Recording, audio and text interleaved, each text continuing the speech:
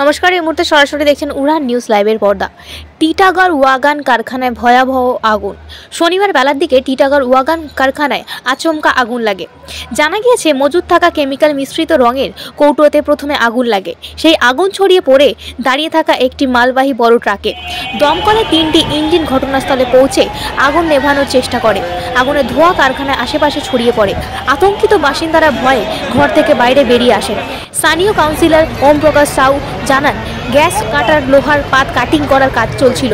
সেই সময় কেমিক্যাল মিশ্রিত রঙের কৌটোতে আগুন লাগে।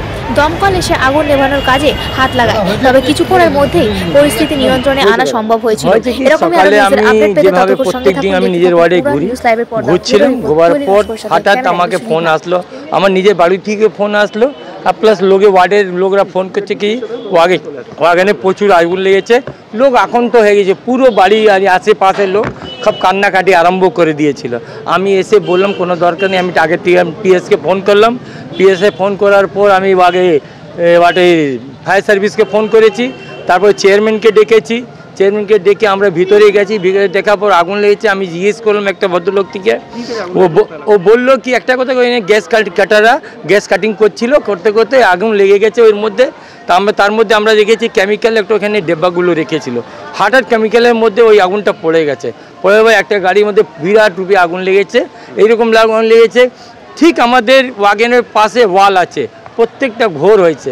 সব ঘরের মানুষরা ভয়ে বাইরে বেরিয়ে গেছে, সব কান্নাকাটি করছিল। আমি এসে বললাম, হ্যাঁ বিরাট ধোঁয়া ছিল, কালো কালো ধোঁয়া বিরাট, হ্যাঁ পুরো হয়েছিল। তারপরে আমরা বললাম কি আপনাদের কোনো ভয় নেই, আপনারা শুধু বাইরে থেকে বেরিয়ে যান বাড়ির থেকে। আমরা দেখছি, আমি হঠাৎ দেখলাম 3-4টা দমকল এসে কাজ করছে, দরকার পড়েছে। আমরা পানিহাটি দমকল বলেছি, ওরা আসছে, আগুনটা কন্ট্রোলে আছে, আগুনটা প্রচুর নিয়ন্ত্রণে। এইখানে ওয়াগানে ডিব্বা তৈরি হয়, ওয়াগানে যে আমাদের বগিগুলো যায়, শিপ হয়ে তৈরি হয়। এখানে এইটা লোহার কাজ হয়। আর কি বলা যায়, বগিগুলো প্রচুর হয়। দমকলের কত ইঞ্জিন এসেছিল এখন পর্যন্ত আমাদের সামনে আমি দেখেছি 3-4টা দমকল বগিটা এসছে। আচ্ছা, এলাকার লোকের অভিযোগ দমকল দেরি করে এসছে।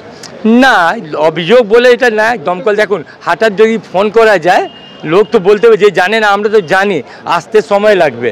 এটা তো নাকি সঙ্গে সঙ্গে ফোন করলাম টিটাগড় পিএস সাথে চলে আসবে, দমকল আসতে। আমার নাম ওম প্রকাশ সাহা, আমি 8 নম্বর ওয়ার্ডের কাউন্সিলর, টিটাগড় সাউথ তৃণমূল কংগ্রেসের সভাপতি।